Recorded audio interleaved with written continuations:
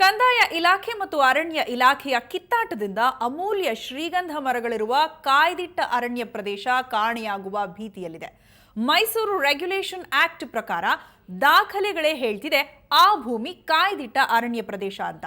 ಆದರೂ ಸರ್ಕಾರ ಮಾತ್ರ ಅಮೂಲ್ಯ ಅರಣ್ಯ ಪ್ರದೇಶವನ್ನ ಸಂಘ ಸಂಸ್ಥೆಗಳಿಗೆ ದಾನ ಮಾಡಲು ಹೊರಟಿದೆ. ಯಾವುದು ಆ ಭೂಮಿ ಎನ್ನುವ ಕಂಪ್ಲೀಟ್ ಮಾಹಿತಿ ಇಲ್ಲಿದೆ ನೋಡಿ.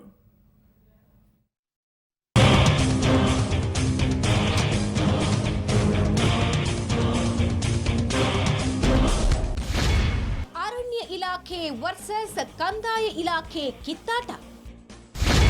ಕಾಯ್ದಿಟ್ಟ ಅರಣ್ಯ ಪ್ರದೇಶ ಎನ್ನುತ್ತಿದೆ ಅರಣ್ಯ ಇಲಾಖೆ, ಸರ್ಕಾರಿ ಗೋಮಾಳ ಜಾಗ ಅನ್ನುತ್ತಿದೆ ಜಿಲ್ಲಾಡಳಿತ. ಎಸ್, ನಾವು ಹೇಳೋಕೆ ಹೊರಟಿರೋದು ನಮ್ಮ ಘನವೆತ್ತ ಸರ್ಕಾರಕ್ಕೆ ಪರಿಸರದ ಮೇಲಿನ ಬೇಜವಾಬ್ದಾರಿ ಕಥೆಯನ್ನ. ಬೆಂಗಳೂರು ಉತ್ತರ ತಾಲೂಕು ದಾಸನಪುರ ಹೋಬಳಿಗೆ ಸೇರಿದ 96 ಎಕರೆ 12 ಗುಂಟೆ ಭೂಮಿಯಲ್ಲಿ 82 ಎಕರೆ 20 ಗುಂಟೆ ಜಮೀನನ್ನ ಮಾಚುಹಳ್ಳಿ ಗ್ರಾಮದ ಅಭಿವೃದ್ಧಿಗಾಗಿ ಕಾಗಿನೆಲೆ ಮಹಾಸಂಸ್ಥಾನ, ಕುರುಬ ಸಂಘ ಸೇರಿದಂತೆ 32 ಹಿಂದುಳಿದ ಸಮುದಾಯಗಳ ಸಂಘ ಸಂಸ್ಥೆಗಳಿಗೆ ಗುತ್ತಿಗೆ ಆಧಾರದಲ್ಲಿ ಭೂಮಿ ಮಂಜೂರು ಮಾಡಲು ಕಂದಾಯ ಇಲಾಖೆ ತುದಿಗಾಲ ಮೇಲೆ ನಿಂತಿದೆ.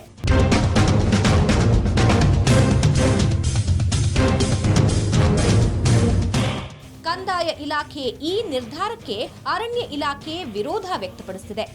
ಯಾಕಂದ್ರೆ ಇದು ಕಾಯ್ದಿಟ್ಟ ಅರಣ್ಯ ಪ್ರದೇಶ ಅಂತ ದಾಖಲೆ ಸಮೇತ ಅರಣ್ಯ ಇಲಾಖೆ ವಾದ ಮಾಡ್ತಾ ಇದೆ. ಬಟ್ ಜಿಲ್ಲಾಡಳಿತ ಮತ್ತು ಕಂದಾಯ ಇಲಾಖೆ ಮಾತ್ರ ಇದು ಸರ್ಕಾರಿ ಗೋಮಾಳ ಅಂತ ವಾದಿಸ್ತಾ ಇವೆ. ಏನಂದ್ರೆ ಇದು ಮಾಚುಹಳ್ಳಿ ಸರ್ವೆ ನಂಬರಲ್ಲಿ ಸರ್ವೆ ನಂಬರ್ 81 ಬೆಂಗಳೂರು ಉತ್ತರ. ಈಗ ಅರಣ್ಯ ಇದೆಯಲ್ಲ, ಈ ಅರಣ್ಯ ಸಂಘ ಸಂಸ್ಥೆಯವರು ಹಾಕ್ಕೊಂಡು ತಗೊಂಡೋಗಿ ಅಂತ ಹೋರಾಟ ಮಾಡ್ತಿದ್ರೆ ಎಷ್ಟೋ ಸತಿ ಮಾಡಿದ್ದಾರೆ, ಆದರೂ ಕೊಟ್ಟಿಲ್ಲ. ಕಾಯ್ದಿರಿಸಿದ ಅರಣ್ಯ ಉಳಿಸಿಕೊಳ್ಳಲು ಅರಣ್ಯ ಇಲಾಖೆಯ ಹೆಚ್ಚುವರಿ ಮುಖ್ಯ ಕಾರ್ಯದರ್ಶಿ ಟಿಎಂ ವಿಜಯ್ ಭಾಸ್ಕರ್ ಅಕ್ಟೋಬರ್ 3ರಂದೇ ಕಂದಾಯ ಇಲಾಖೆ ಪ್ರಧಾನ ಕಾರ್ಯದರ್ಶಿಯವರಿಗೆ ಪತ್ರ ಬರೆದು ಒತ್ತಾಯಿಸಿದ್ದಾರೆ. ಇಷ್ಟಾದರೂ ಜಿಲ್ಲಾಡಳಿತ ಸಂಘ ಸಂಸ್ಥೆಗಳಿಗೆ ಭೂಮಿ ನೀಡಬಹುದು ಅಂತ ಕಂದಾಯ ಇಲಾಖೆಗೆ 17/10/2016ರಂದು ಪತ್ರ ಬರೆದಿದೆ. ಮೈಸೂರು ಗೆಜೆಟ್ ಪತ್ರದ ಪ್ರಕಾರ ಇದು ರಾಜ್ಯ ಅರಣ್ಯ. ಮೈಸೂರು ರೆಗ್ಯುಲೇಷನ್ ಆಕ್ಟ್ ಪ್ರಕಾರ ಮಾಚುಹಳ್ಳಿ ಮೀಸಲು ಅರಣ್ಯ. ಮಾಚುಹಳ್ಳಿ ಬೆಲೆ ಬಾಳುವ ಶ್ರೀಗಂಧದ ಮರಗಳಿರುವ ಅರಣ್ಯ ಭೂಮಿ. ದಿನಾಂಕ 21/9/2016ರಂದು ಮುಖ್ಯ ಸಂರಕ್ಷಣಾಧಿಕಾರಿ, ಪ್ರಧಾನ ಮುಖ್ಯ ಅರಣ್ಯ ಸಂರಕ್ಷಣಾಧಿಕಾರಿಗಳಿಗೆ ಪತ್ರ ಬರೆದು ಈ ಭೂಮಿ ಮೈಸೂರು ರೆಗ್ಯುಲೇಷನ್ ಆಕ್ಟ್ 1900ರ ಅಡಿ ಘೋಷಿತವಾಗಿರುವ ಅರಣ್ಯ ಪ್ರದೇಶ. ಅರಣ್ಯ ಕಾಯ್ದೆ 1963ರ ಸೆಕ್ಷನ್ 23ರಂತೆ ಮೀಸಲು ಅರಣ್ಯ ಅಂತ ಪರಿಗಣಿಸಲಾಗಿರುತ್ತೆ ಅಂತ ತಮ್ಮ ಪತ್ರದಲ್ಲಿ ಬರೆದಿದ್ದಾರೆ. ಸರ್ಕಾರಕ್ಕೆ ಬರ್ದವ್ರೆ, ಏನು ಬರ್ದ ಗೊತ್ತಾ, ಇದು ದೊಡ್ಡ ಅರಣ್ಯ ಮಾಡುವಾಗ ಅರಣ್ಯ ನಾಶ ಮಾಡ್ದಂಗೆ MSC ಸರ್ಕಾರಕ್ಕೆ ಇದು ಅರಣ್ಯ ಹಂಗೆ ಉಳಿಸತಾ ಅಂತ ಕೈ ಮುಗಿದು ಕೇಳಿದ್ದಾರೆ. ಅದರಿಂದ ಅವ್ರು ಅರಣ್ಯ ಉಳಿಸೋಕ್ಕೆ ಪ್ರಯತ್ನ ಪಡ್ತಾವ್ರೆ. ಅದರಿಂದ ಸುತ್ತಿನ ಎಲ್ಲ ಗ್ರಾಮ ಪಂಚಾಯತಿಯಿಂದ ಊರಿನ ಮೆಂಬರ್ಶಿಪ್ಪಿಂದ ಊರಿನ ಜನದಿಂದ ಹಿಡಿದು ಎಲ್ಲ ತಾಲೂಕು ಜನ ಇದನ್ನ ಹೋರಾಟ ಮಾಡಿ ಉಳಿಸ್ಕೊಬೇಕು. ಯಾರು ಏನೇ ಹೇಳಿದ್ರೂ ಅಮೂಲ್ಯ ಶ್ರೀಗಂಧದ ಮರಗಳಿರೋ ಭೂಮಿಯನ್ನ ರಾಜಕೀಯ ಉದ್ದೇಶದಿಂದ ಸಂಘ ಸಂಸ್ಥೆಗಳಿಗೆ ಗುತ್ತಿಗೆ ಆಧಾರದಲ್ಲಿ ಭೂಮಿ ಮಂಜೂರು ಮಾಡಲು ಹೊರಟಿರುವುದು ಎಷ್ಟು ಸರಿ ಅನ್ನೋದು ಹಿರಿಯರು ಅರಿತವರೂ ಆಗಿರುವ ಸಚಿವ ಕಾಗೋಡು ತಿಮ್ಮಪ್ಪನವರೇ ಉತ್ತರಿಸಬೇಕಿದೆ. ರವಿ ಶಿವರಾಮ್, ಪೊಲಿಟಿಕಲ್ ಬ್ಯೂರೋ, ಸುವರ್ಣ ನ್ಯೂಸ್.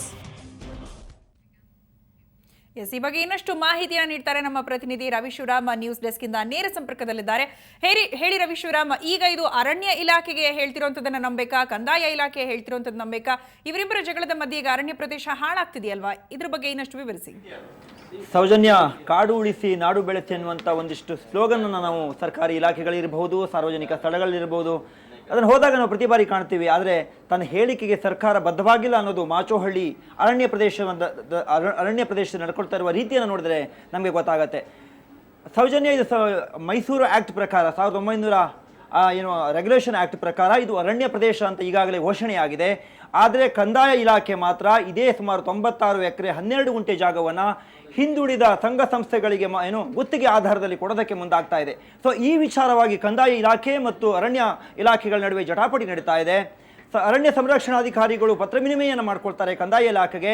ಇದು ಕಾಯ್ದಿಟ್ಟ ಅರಣ್ಯ ಪ್ರದೇಶವಾಗಿದೆ, ಅಲ್ಲಿ ಬೆಲೆ ಬಾಳುವಂಥ ಶ್ರೀಗಂಧದ ಮರಗಳು ಕೂಡ ಸಹ ಇದೆ.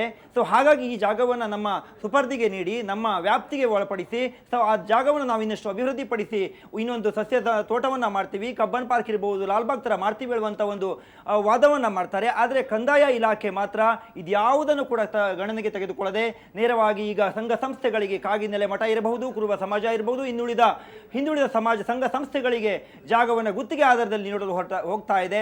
ಈಗಾಗಲೇ ಗೊತ್ತಿದೆ ಬೆಂಗಳೂರಿನಲ್ಲಿ ಎಷ್ಟೊಂದು ಕಾಡಲ ನಾಶ ಆಗ್ತಾ ಇದೆ ಎನ್ನುವಂಥ ವಿಚಾರವಾಗಿ. ಸೊ ಈ ವಿಚಾರವಾಗಿ ಪರಿಸರವಾದಿಗಳು ಕೂಡ ಸಾಕಷ್ಟು ವಾದವನ್ನು ಮಾಡ್ತಾ ಇದ್ದಾರೆ. ಯಾವುದೇ ಕಾರಣಕ್ಕೂ ಮಾಚೋಹಳ್ಳಿ ಅರಣ್ಯ ಪ್ರದೇಶವನ್ನು ಯಾವುದೇ ಸಂಘ ಸಂಸ್ಥೆಗಳಿಗೆ ಕೊಡಬಾರ್ದು, ಇದರಿಂದ ಅರಣ್ಯ ಹಾಳಾಗತ್ತೆ ಅಂತ. ಮುಖ್ಯವಾಗಿ ಜಿಲ್ಲಾಧಿಕಾರಿಗಳಿಗೆ ಅಲ್ಲಿಯ ಉತ್ತರ ತಾಲೂಕಿನ ತಹಶೀಲ್ದಾರ್ ಒಂದು ಪತ್ರವನ್ನು ಬರೀತಾರೆ. ದಯಮಾಡಿ ಇದನ್ನು ಎಲ್ಲ ಗೆಜೆಟ್ನಲ್ಲಿರುವಂಥ ಮೈಸೂರು ಗೆಜೆಟ್ ಪ್ರತಿಯನ್ನು ಕೂಡ ಅವರಿಗೆ ಸಲ್ಲಿಸ್ತಾರೆ. ಸೊ ಮುಖ್ಯವಾಗಿ ಇದು ಅರಣ್ಯ ಪ್ರದೇಶವಾಗಿದೆ, ಹಾಗಾಗಿ ಯಾವುದೇ ಕಾರಣಕ್ಕೂ ಕಂದಾಯ ಇಲಾಖೆ ಇದಕ್ಕೆ ಬೇರೆ ಸಂಘ ಸಂಸ್ಥೆಗಳಿಗೆ ಕೊಡಬಾರ್ದು ಹೇಳುವಂಥದ್ದನ್ನು ನೇರವಾಗಿ ಅವರು ಪತ್ರ ಮುಖಾಂತರ ತಿಳಿಸ್ತಾರೆ. ಸೊ ಆ ನಂತರದಲ್ಲಿ ಅರಣ್ಯ ಕಂದಾಯ ಇಲಾಖೆಗೆ ಜಿಲ್ಲಾಧಿಕಾರಿ ಆಗಿರುವಂಥ ಶಂಕರ್ ಅವರು ಪತ್ರ ಬರೀತಾರೆ. ಸೊ ಈಗ ತಹಶೀಲ್ದಾರ್ ಅವರು ಈ ರೀತಿ ಪತ್ರವನ್ನು ಬರೆದಿದ್ದಾರೆ. ಸೊ ಹಾಗಾಗಿ ಇದ್ರ ಬಗ್ಗೆ ಪರಿಶೀಲನೆ ಮಾಡಬೇಕು ಅಂತ ಹೇಳ್ತಾರೆ 2015ರಲ್ಲಿ. ಅದು ಕಳೆದ ಒಂದು 5-6 ತಿಂಗಳ ನಂತರ ಮತ್ತೆ ಜಿಲ್ಲಾಧಿಕಾರಿ ಆಗಿರುವಂಥ ಶಂಕರ್ ಅವರು ಬರೀತಾರೆ, ನಾವು ಎಲ್ಲ ಪರಿಶೀಲನೆ ಮಾಡಲಾಗಿದೆ, ಆದರೆ ಕಂದಾಯ ಇಲಾಖೆ ಪ್ರಕಾರ ಸರ್ವೆಯನ್ನು ಮಾಡಿದಾಗ ಇದು ಗೋಮಾಳ ಅನ್ನುವಂಥದ್ದು ನಮಗೆ ಕಂಡು ಬರ್ತಾ ಇದೆ. ಹಾಗಾಗಿ ಇದನ್ನು ಕಂದಾಯ ಇಲಾಖೆಯವರು ಸಂಘ ಸಂಸ್ಥೆಗಳಿಗೆ ಕೊಡಬಹುದು ಹೇಳುವಂಥದ್ದು ಲೆಟರನ್ನು ಬರೀತಾರೆ ಕಂದಾಯ ಇಲಾಖೆಗೆ. ಸೊ ಹಾಗಾಗಿ ಕಂದಾಯ ಇಲಾಖೆ ಮಾತ್ರ ಈಗ ಸಂಘ ಸಂಸ್ಥೆಗಳಿಗೆ ಕೊಡೋದಕ್ಕೆ ಮುಂದಾಗ್ತಾ ಇದೆ. ಬೆಳಗಾವಿ ಅಧಿವೇಶನದಲ್ಲಿ ಈ ಬಗ್ಗೆ ಚರ್ಚೆಯಾಗಿ 32 ಸಂಘ ಸಂಸ್ಥೆಗಳಿಗೆ, ನಾನು ಆಗಲೇ ಹೇಳಿದೆ, ಕುರುಬ ಸಮಾಜ ಇರಬಹುದು, ಕುರುಬ ಸಂಘ ಸಂಸ್ಥೆ ಇರಬಹುದು, ಹಾಗೆಯೇ ಕಾಗಿನೆಲೆ ಮಠ ಇರಬಹುದು, ಸವಿತ ಸಮಾಜ ಇರಬಹುದು, ಸೊ ಒಟ್ಟು 32 ಸಂಘ ಸಂಸ್ಥೆಗಳಿಗೆ ಈ ಸೈಟನ್ನು ಗುತ್ತಿಗೆ ಆಧಾರದಲ್ಲಿ ಕೊಡೋದಕ್ಕೆ ಮುಂದಾಗ್ತಾ ಇದೆ. ಸೊ ಹಾಗಾಗಿ ಈಗಲೂ ಕೂಡ ಅಲ್ಲಿಯ ಸ್ಥಳೀಯರಿರಬಹುದು, ಪರಿಸರವಾದಿಗಳಿರ್ಬೋದು, ಎಲ್ಲರೂ ಕೂಡ ವಾದ ಮಾಡ್ತಾ ಇರೋದು ಒಂದೇ, ದಯಮಾಡಿ ಅರಣ್ಯ ಪ್ರದೇಶವನ್ನು ಉಳಿಸಿ. ಈ ಹಿಂದೆ ಕೂಡ ಅರಣ್ಯ ಇಲಾಖೆ ಅದನ್ನು ಸಸ್ಯಗಳ ನಡೆಯೋದಕ್ಕೆ ಒಂದು ಕಾರ್ಯಕ್ರಮಗಳು ಇದನ್ನು ಹಾಕ್ಕೊಂಡಿತ್ತು. ಆ ಸಂದರ್ಭದಲ್ಲಿ ಜಿಲ್ಲಾಧಿಕಾರಿಗಳಿಗೆ ಪತ್ರವನ್ನು ಬರೆದಿತ್ತು.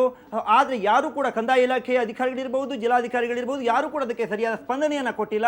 ಹಾಗಾಗಿ ಅಲ್ಲಿ ಸಸ್ಯ ನಡೆಯುವಂಥ ಕೆಲಸಕ್ಕೆ ಅರಣ್ಯ ಇಲಾಖೆ ಕೈ ಬಿಟ್ಟಿತ್ತು. ಸೊ ಹಾಗಾಗಿ ಅರಣ್ಯ ಇಲಾಖೆ ತನ್ನ ಕೈಲಾಗುವಷ್ಟು ಕೆಲಸ ಕಾರ್ಯಗಳನ್ನು ಮಾಡ್ತಾ ಇದೆ.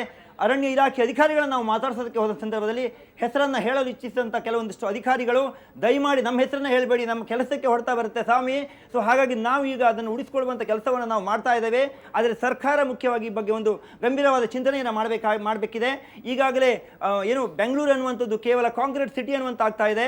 ಸೊ ಹಾಗಾಗಿ ಇರುವಂಥ ಸುತ್ತಮುತ್ತಲಿರುವಂಥ ಅರಣ್ಯ ಪ್ರದೇಶವನ್ನು ಉಳಿಸಿಕೊಳ್ಳುವ ಪ್ರಯತ್ನವನ್ನು ನಾವು ಪ್ರಾಮಾಣಿಕವಾಗಿ ಮಾಡ್ತಾ ಇದ್ದೇವೆ ಹೇಳುವಂಥ ವಿಚಾರವನ್ನು ನಮಗೆ ಗಮನಕ್ಕೆ ತಂದಿದ್ದಾರೆ.